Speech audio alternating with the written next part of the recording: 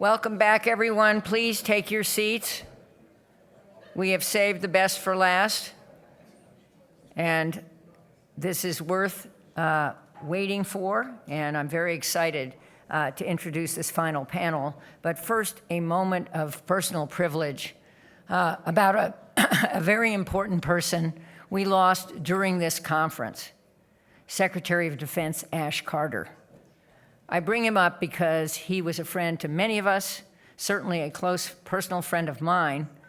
He brought incredible skills to the Defense Department, not only as the Secretary of Defense, where he welcomed women into most or all combat roles, yay, but also to his more junior post as Assistant Secretary of Defense for Acquisition and Logistics. We all remember the brutal time we went through during the wars in Afghanistan and Iraq, and in Iraq we had tanks that were not suited for the terrain. They had been very useful, called MRAPs in Afghanistan, but the Iraqi terrain is hillier, and Ash did something amazing, and I bring it up only because this group does things that are amazing. He managed to get the Pentagon bureaucracy to repurpose those tanks so that they could handle hilly terrain in 100 days. Wrap your heads around that. It was an extraordinary thing that he did. And on a personal level, he left us as head of the Belfer Center at Harvard, a place I know well, but he never missed an opportunity to be a very good friend. And 8 years ago, when he discovered that Bob Dickey was in my life, and here he was, the Secretary of Defense, he said, I have to meet him now. And he brought his whole entourage over to my house where he interviewed Bob, and imagine what would have happened if Bob hadn't passed. So to Ash and to Ash's wonderful wife, Stephanie, I send the highest regards of this conference and my very personal sadness that a young person like Ash Carter left us too soon. So turning to this panel, get excited. We have number 2 moderating a conversation with number 5. Michael and I were trying to count up exactly what number Allie is, but we left off the acting people. So in terms of the confirmed people, number 2 is moderating a conversation with number 5. Number 2 was one of 4 former secretaries who urged Congress on a bipartisan basis, again, bipartisan basis, to confirm number 5, an act of amazing courage and fortitude in these times. They both brought and bring incredible skills and background to their jobs at the Homeland Department. They both have faced enormous crucibles. In Michael's case, it was called Hurricane Katrina, and that led to some major reforms. In Allie's case, let's say the border might be the one I would single out. And the irony here, of course, is that Allie himself is the first immigrant to be confirmed for the post. So I'll get out of the way now, but I did want to offer kudos to both of them in 2 respects, in a respect each. One, to Allie for trying very hard to modernize the asylum process, most recently with respect to Venezuelan asylum seekers. He's also managed through the chaos of Afghanistan and Ukraine. But to Michael, listen up. Who knew that Michael was such a good debater? And last night, for those who were here, we witnessed Michael in a star turn among three others, defending the very difficult issues around misinformation. So please welcome my brother, Mike Chertoff, who will be in conversation with my dear friend, Allie Mayorkas.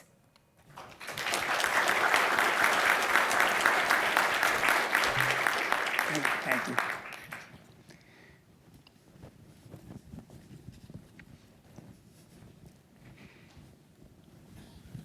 Well, hello, everybody, and hello to you, Secretary Mayorkas. Sorry you can't be here in the room with us enjoying the salamander, but we really appreciate your joining us remotely. Secretary Chertoff, Mike, I too am very sorry I can't be there in person. A fireside chat with only one chair on stage is not ideal, but my trip to Asia that recently concluded prevented me from making it there. But I'm glad to participate this morning. And I thank Jane for the kind words and also echo her sentiment of sorrow with the untimely passing of a great American in Ash Carter. And I want to join also in sharing condolences and feeling keenly this loss of a great American. So Secretary Mayorkas, you just, as you mentioned, came back from an extensive trip in Asia. And I think the centerpiece of that was attendance at the Singapore International Cyber Week conference, as well as a trip to Japan. Just to begin, as a scene setter, can you share with us what the purpose of the trip was and what the major elements of your visit were? Absolutely. So I think first and foremost, the Indo-Pacific region is something of increasing importance to our national security, and by reason of that, to our Homeland Security. And I sought to really strengthen and advance the partnership that we have with Singapore and Japan, respectively, specifically focused on cybersecurity, but not exclusively so. Maritime security was a very significant part of the portfolio that we addressed. And we have recognized an increasing challenge from the PRC and wanted to not only advance our cooperation, but increase the sensitivity to that challenge, the threat it imposes, and really address it in a collective fashion. Well, as you well know, there are threats from a number of sources, threats from Russia with respect to Ukraine, threats from Iran. But I think in particular, you gave a speech in Singapore that talked about China and China's efforts to tilt the playing field, taking a broad view, not just of efforts at hacking, but the way in which China is using its aid and its technology around the world to embed itself and the challenges that presents to our cybersecurity. Can I ask you, just for the benefit of the group, to kind of lay out what you were communicating in that speech and what you see as the broad strategic areas of competition with China on the cyber front? You know, Mike, you identified Iran and Russia as additional threat actors, adverse nation states in the cyber domain and other domains as well. And I think that's very important to note, because the cyber threat takes very different forms. One is, of course, the threat for profit. We have ransomware increasing exponentially year over year, and those adverse nation states are very involved in the ransomware threat vector. We have the vector of just doing harm, and we've seen Russia use its cyber authorities and powers to inflict harm on Ukraine and bordering areas. And then we have the vector of control. And that's where the PRC, I think, stands out. You know, recently in its domestic environment, there were individuals who protested the leadership in China, and they were cut off from access to WeChat. And the curtailment of the freedom of expression, the curtailment of rights that citizens have, is a means of exercising control. And so what I wanted to communicate was the acuity of that risk, of that threat vector, because through its Digital Silk Road initiative, a part of its broader initiative, the PRC is seeking to gain the ability to own and operate critical infrastructure in countries with which we are allied and in other countries as well. And that presents a serious risk, and I wanted to communicate the gravity of that risk. Well, and Ali, I think you observed a number of different risks. There's the financial risk when this is supported by loans that wind up being called in. There's the risk of control of the infrastructure. There's the risk of theft of intellectual property. I mean, where do you see this going in terms of Chinese efforts to export their control elements overseas in cyberspace?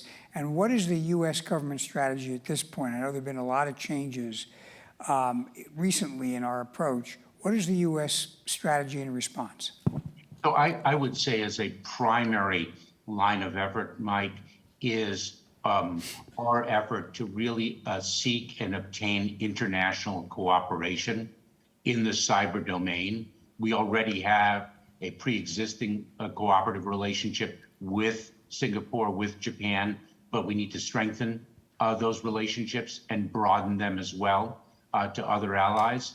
And it is through the international cooperation and an ability to thwart the effort to own and operate critical infrastructure by the PRC that we hope to develop international cyber norms that will govern nation-state behavior, whether it be the theft of intellectual property or, frankly, providing a safe haven for criminal actors within geographic boundaries or otherwise. I think that's what really we're driving towards. They've proven elusive, but we need to stay at it. One thing you singled out in the speech that may be less familiar to people is the way in which the Chinese use their control or their investment even in IT structures to insist that data flows be sent back to Beijing so that they get access to a tremendous amount of data. And then one feature of that, apparently recently reported, is that when a vulnerability is discovered, the Chinese rules require it to be first disclosed to the Chinese government before you announce to the world. And obviously that opens the aperture for the vulnerability to be exploited before everybody is put on notice. What do you see again as the coordinated response of the US and its allies to these data issues? So what we are trying to do is persuade governments to understand the risk and to not let that risk materialize. But it gets very complicated because it is not exclusive to our government allies. This is where the private sector also needs to play a part, and you know this so very well, because we have multinational companies that do business, for example, in China, and one of the prerequisites, at least in certain sectors, is to in fact communicate information at the request of the Chinese authorities. And that information may, of course, pertain to US citizens or US residents. And we do not consider the PRC to be a particularly trustworthy partner or possessor of that data, given our experience with nefarious activity. And so there's a real vulnerability, and we need the governments to safeguard against it, and we have work underway with the private sector. It gets very complicated in that commercial environment. Now, another element that I think has been discussed, and I think you raised in your speech, is the supply chain vulnerability issue.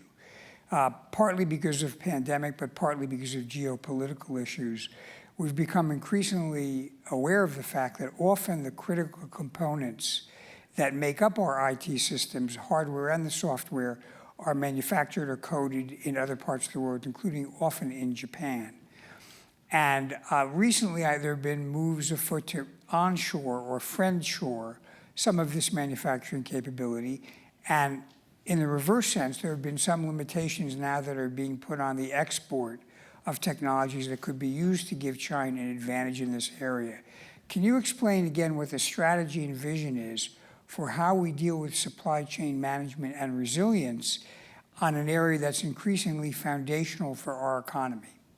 So I think, Mike, I would respond in a twofold way. Number one is we have the security of the supply chain, the cybersecurity, for example, of the supply chain, the port security of the supply chain. And then we have the issue, the broader issue of reliance, where we are reliant on other actors to receive the goods that are so critical to our development and our progress. And that is where we are seeking a greater level of independence, not isolation, but independence. And independence is brought about by our own capability and advancing our own capabilities, as well as ensuring that whatever dependencies we have are built on reliable allies. And I think the CHIPS Act that recently was promulgated is a perfect example of where we are seeking that independence, not isolation. Now, some have talked about this as the great decoupling. Do you see us getting to a full decoupling? Do you see something less than that? Where does this end up in terms of global trade and the degree of interaction with the Chinese marketplace? Mike, I can't answer that with requisite degree of certainty. I think we have yet to. That's going to be a to be determined. It's a very fluid and a very organic landscape. I think what we need to do is bring our allies to better understand the threat and to ensure that whatever dependencies we have, and when I say we, it's not just the United States, but we collectively, allies have, are reliable dependencies and not otherwise. So I'm not sure of that answer, quite frankly. Well, it's a very fluid world in this respect. I mean, cyber is very dynamic, and a big part of that obviously is the private sector. The theme of this conference is partnership. So turning generally to the partnership the department has with the private sector on cyber, and you have the new Joint Cyber Defense Collaborative. What steps is the department taking to deepen and broaden that partnership, and what should the private sector be doing to step up? So the JCDC, the Joint Cyber Defense Collaborative, is an architecture that really is premised on a model that Suzanne Spalding developed when she led NPPD, the predecessor to the Cybersecurity and Infrastructure Security Agency. And it's premised on the following model, that if Company A provides information to us with respect to a discovered vulnerability, then we can blast that out to the broader public so that vulnerability is not necessarily exploited elsewhere.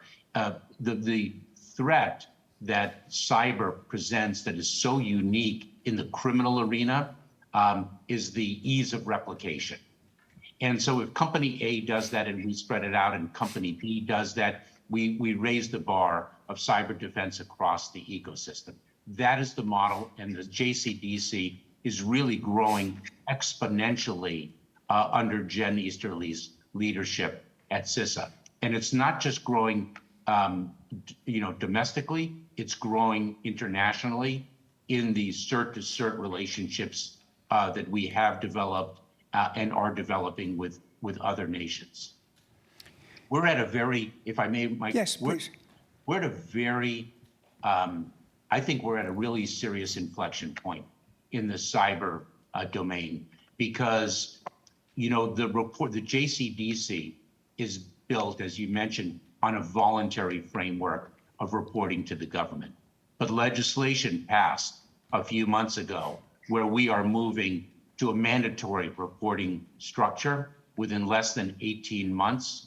We're going to be promulgating, implementing regulations. We're working in collaboration with the private sector to really design the requirements that will be regulated, but we're going to be moving to a mandatory environment.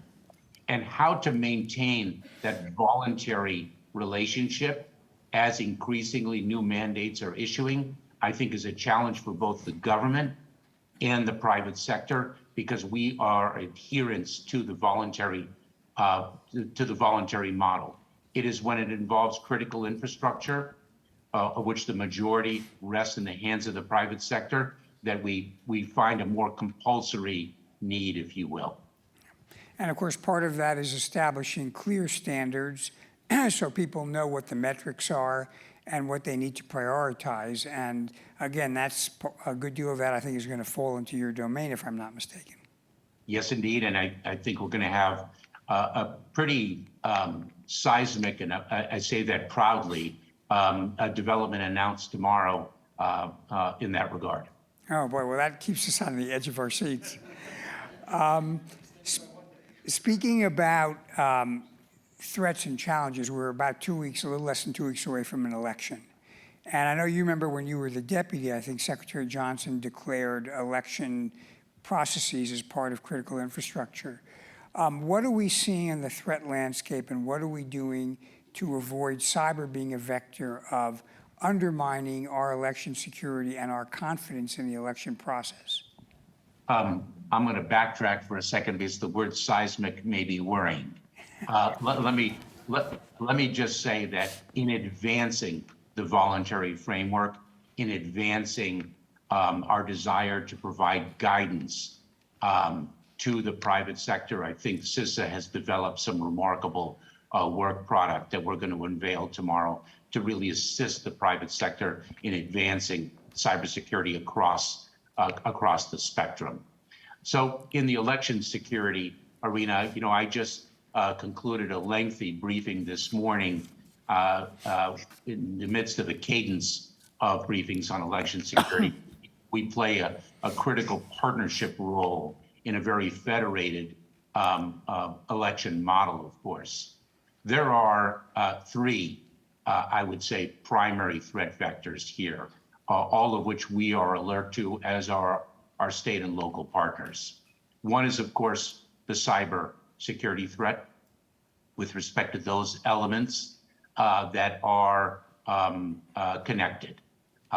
Voter registration databases, for example. So the cyber threat is real. The threat of mis and disinformation. The state actors that you mentioned at the very outset, Russia, Iran, China, and the disinformation that they spread both pre and post-election to undermine the integrity, the perception of the integrity of the elections, to sow further discord in our country. And the third is the physical security. We have reports of a number of election officials expressing concern with regard to their physical security. And I must say, in 2022, it is a very sad state of affairs when election officials are concerned about their physical security. So what are the kinds of capabilities and authorities that the department has to address the three areas you've talked about? Cyber attacks on the infrastructure, disinformation, particularly that misleads people about how to vote and when to vote, and of course the physical security of the installations and the people who work there. So, our authorities are rather limited because of the federated architecture of our election system, but our capabilities are not. And so what we do is we provide information and intelligence to election officials so they understand the threat landscape that they confront. We provide training and assistance on scenario planning. We provide resources on how to strengthen one's cybersecurity. We're really a critical partner for election officials, both state and local, across the country. And turning away from malign actors now to Mother Nature, which has been maligned lately because of climate change, among other things. We've had 2 hurricanes in the last 60 days, one in Puerto Rico and one in Florida that caused quite a bit of damage. We have fires out in the West. I think yesterday there was a 5.1 on the Richter scale earthquake out in the West. What is the challenge that the department is facing now with everything else it's doing in building capabilities to respond and be resilient in the face of these, what to be increasing natural disasters? Mike, I should say that in terms of scenario planning, with respect to elections, one of the things that we are training officials for is to actually be ready to respond to a natural disaster that could impact the election process. So it's quite a bridge. We are seeing, if I can just set the table, we're seeing a remarkable increase in the severity and frequency of extreme weather events. I have to say that when I traveled with the president to Mayfield, Kentucky, earlier this year to see the impact of the tornado on that community, it was astonishing because the entire town was destroyed. This tornado had such unprecedented force and distance that it traveled, that it flattened the entire community. And when I say that, I wish I could show everyone a picture, because it looked as though a bomb had dropped on Mayfield, Kentucky. There were 2 or 3 buildings that were still standing in the entire town. Everything had been destroyed. And what is noteworthy is that one of the factories had a safe room where people were supposed to be directed to be able to withstand a weather event, because that part of the country has experienced weather events previously. And that safe room was decimated. And the takeaway is that the building codes of yesterday are not designed to address the weather events of today and tomorrow. And so we are taking a very holistic approach to preparedness, response, recovery, and resilience. We are really looking at our policies and where they need to be revised. We've revised some. We are taking a look at our regulatory apparatus and what new regulations we need to promulgate. And we will be proposing legislation with respect to the level of disaster assistance funding that we have, because I will tell you, whether it is Fiona in Puerto Rico, whether it is Ian in Florida, South Carolina, Georgia, these weather events are unprecedented in scope and scale and impact. Well, and as you point out, one of the challenges is the fact that you get building that is not adapted to the possibility of a significant event. So you have flooding or building in flood zones. Perhaps you don't have a sufficient elevation on the coast. And of course, that's exacerbated as we get rising sea levels. Is this an authority that the department has to be able to use? Or is it something where you're really looking to state and local governments to enforce the rules? And frankly, you need to incentivize them to do it. I think it's all of the above. I think we can, for example, drive behavior through the qualifications for our assistance, but also there's a tremendous amount of authority that rests in the state and local jurisdictions. One of the things that, just thinking about Mayfield, Kentucky, in seeing that community, one of the thoughts that we had, because people lost everything, and not only their homes, not only their property, their possessions, but they lost their documentary trail to rebuild. So there were people who were without their bank documents, without their deed of trust, without their insurance documents, and didn't know where to turn. And one of the thoughts that we had was to create a digital backpack that could withstand that. And this is the complexity of the work that we undertake, and you know this so very, very well, is the digital backpack would be immune to the natural disaster, but vulnerable to the cyber threat. Right. And so we're working through that to try to build resilience in an increasingly complex environment. Yeah, and one that's interdependent, in which all of these things depend on each other. Turning again to another of the many topics that are on your desk now, obviously there's a focus on deterring and stopping violent extremism. I know in recent years, the number of deaths through terrorist activity that have come from violent extremists, particularly on the right, has exceeded what we were seeing from jihadis. I mean, we've been quite successful in lowering the rate of jihadi terrorism. And I know you were recently in Dallas meeting with the chiefs of police.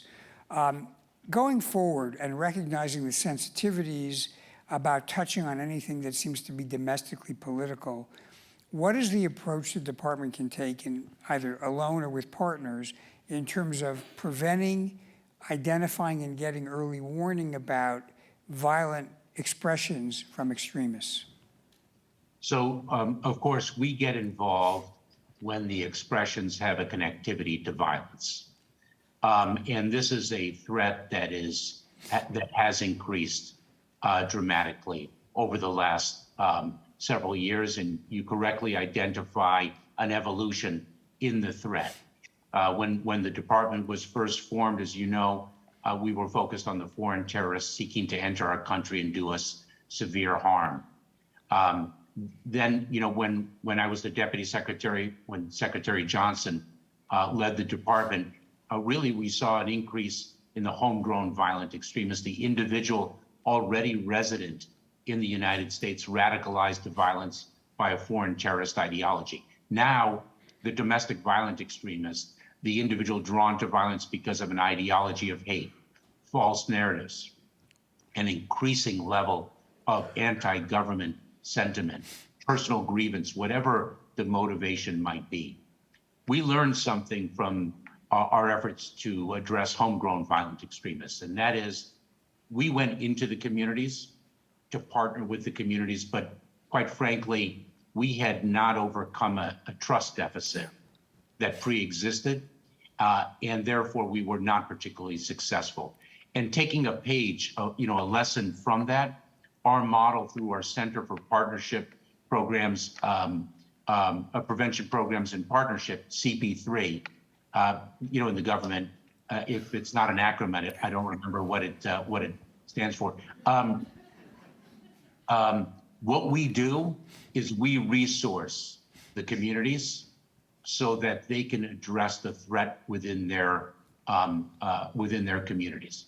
And I was in Dallas to meet with law enforcement groups about that and how we can most effectively partner with them, provide information to them in the preventive space. We are working with academics who are expert here, faith leaders, community partners, about how we can best equip and empower them to address the challenges, to be able to identify when someone is descending down a path of extremism that could lead to violence. If we take a look at Buffalo, if we take a look at Highland Park, if we take a look at Uvalde, there were signs. There were signs there. And there is a reluctance, understandable, of course, a reluctance for a family member, a friend, a teacher to call law enforcement when they see someone exhibiting signs, because it brings the accountability regime to bear. And what we want to do is create a different paradigm where it's a call for assistance, a call for support, a call for intervention. It's very difficult. It's very fraught because we don't want to create an atmosphere of neighbor calling on neighbor for various and sundry reasons other than what we're really focused upon, which is preventing violence from materializing. Well, I think that makes a lot of sense, but it is a delicate issue. And again, on the theme of partnership, in many of these cases, after the shooting has occurred and people have been killed, you look at the online behavior of the perpetrator, and they're not pretending to do anything other than, I'm going to go out and kill a bunch of people. How can we work without impinging on First Amendment rights? How can we work with the private sector to get early warning when somebody is stepping over the line that separates advocacy of maybe some difficult ideas into announcements of carrying out a terrorist act or a criminal act? So, this too is delicate. I think we require partnership. Some of the more prominent platforms have, I would say, exercised vigilance through their terms of service, their terms of use. We also require, I think, a level of corporate citizenship. I have to tell you, this threat has been exacerbated by the isolation drawn from the COVID-19 pandemic, where we see individuals, and I will share just demographically, most prominent are young teenage males. We've seen, the level of violence that is depicted on online platforms, that has to be, I think, mitigated through terms of use and terms of service. And I also think, frankly, some of the gaming companies, if one takes a look just empirically at what they portray and what vulnerability that creates on very impressionable individuals, some of whom sadly are grappling with real life issues. It's a combustible combination, and I think we just have to ask ourselves, what does corporate citizenship mean on the landscape that we're navigating currently? Yeah, I think that's very true, and I'm sure it was exacerbated with the lockdown we had over the last 2 years, where young folks who might otherwise have been distracted by going to school and dealing with their friends in real life were just sitting locked up and with nothing else to do but interact online, and I think that probably compounded the problem. Very much so. And I've been doing a tremendous amount of reading in this area. There's a professor at American University, Cynthia Miller Idris, who's runs a laboratory at AU, very focused on this, and she's really drawn best practices from different models across around the world. Germany, she spent some time in Germany this past summer. And so we're looking at techniques that work, trying to implement best practices and trying to understand the science. For example, young teenage males, there's a study that suggests that young teenage males really resist the potential to be manipulated. They resent and resist being manipulated, given where they are in the trajectory, the arc of their lives. And that resistance to manipulation presents a communication opportunity for us to counter what would otherwise be a draw to extremism and extremist violence. Well, let me turn to another topic that gets a lot of heat and not maybe quite as much light, which of course is migration. We're I dealing think, unfortunately, Mike, we're out of time.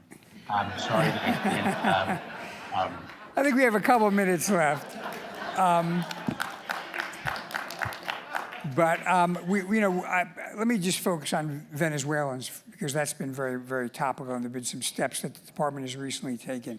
If you can just explain, why we've seen an uptick, particularly with Venezuelans, and how the department is using levers, including some returning people and some opening up, legal pathways in order to kind of manage the flow and reduce this pressure. So let me start at the end and work back. Because the program that we have implemented, the process that we have implemented to address irregular migration of Venezuelans reaching our southern border is relatively new.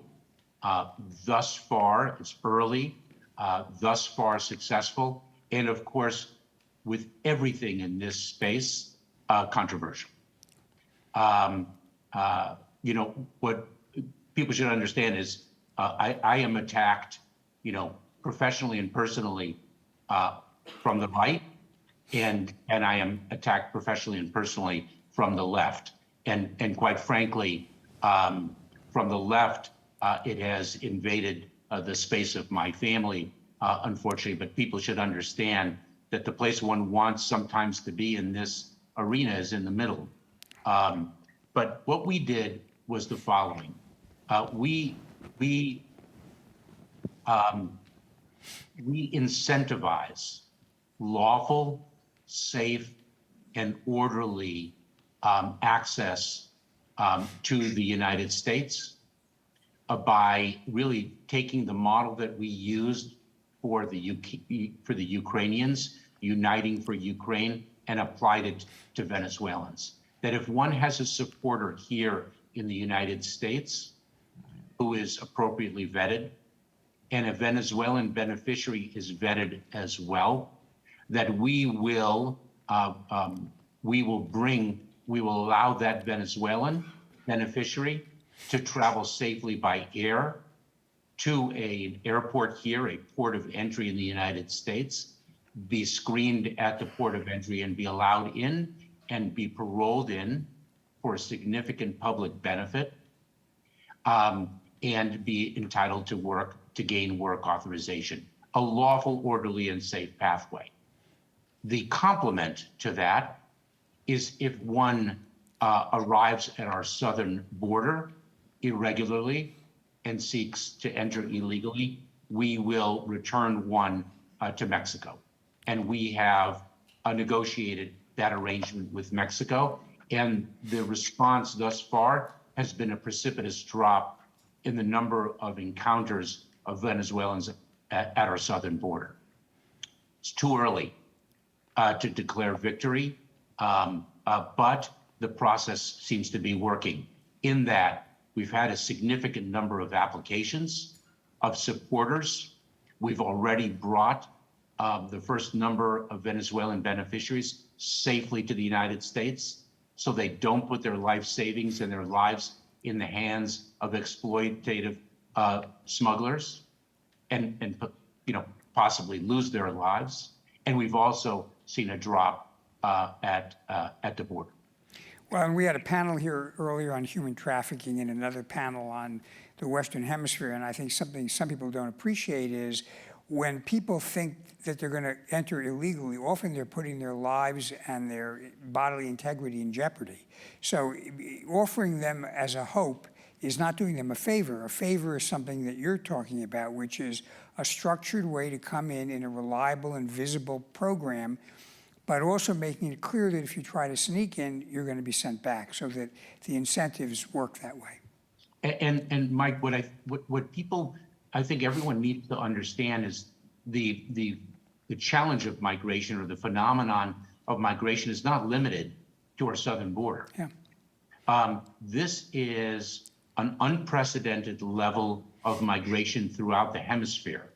And just speaking of the Venezuelans alone, Colombia now has 2.4 million Venezuelans resident within its borders.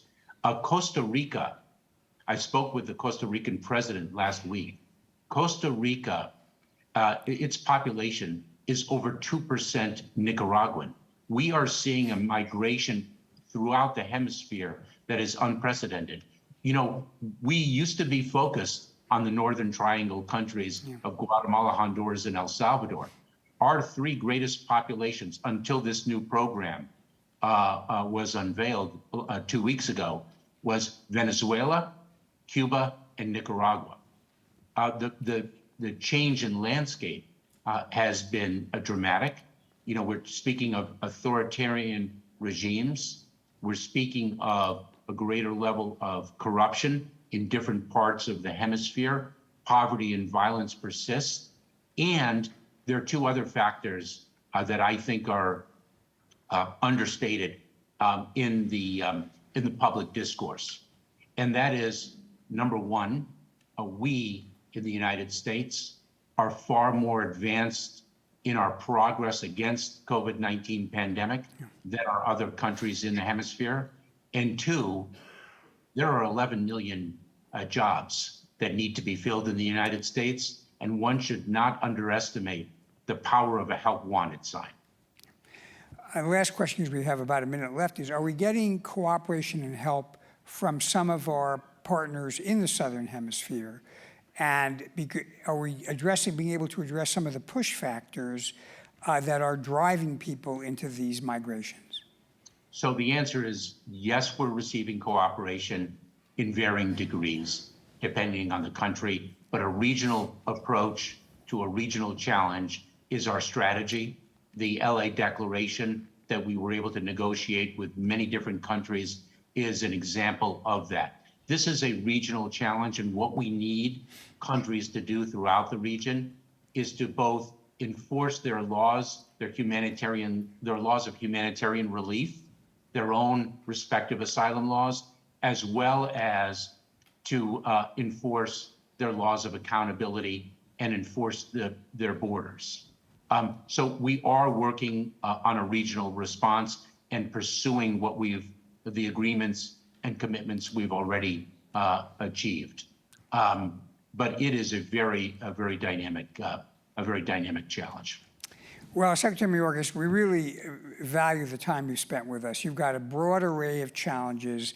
I can't think of a time in my lifetime that there were so many varied challenges in the world. The traditional ones we've dealt with, and then new ones arising out of the rise of China, what the Russians are doing in the region, cyber as a new vector and domain of conflict, and then, of course, the occasional pandemic, which throws a curveball into all of our plans. So we are grateful for your service. We thank you also for encouraging people from the department to come here. We look forward to further interaction, and thank you, and God bless. Take care. Thank you so much, Mike. Thanks, everyone.